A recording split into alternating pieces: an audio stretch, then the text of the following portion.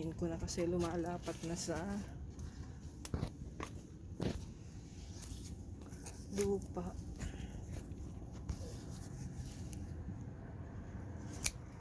Ito po, oh. Mahaba po siya.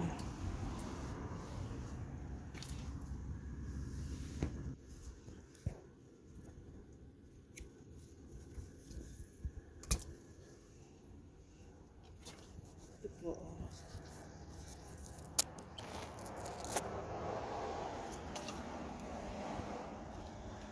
Yung sa kapatid ko po isa, naku po, napakadaming bunga. Sarap magprito at maglaga. Yan po.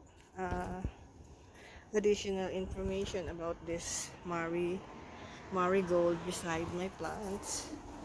Yan po ay nakakapigil sa pagdapo ng mga insekto. Nakakatulong po yan. Ito po yung aking lemon tree. At ito po, sobrang huli po ng aking pipino. Last year po, panay pipino ang tanim ko. But, nagkaroon po ng yung dahon niya. Ito po yung zucchini. Ayan po, zucchini.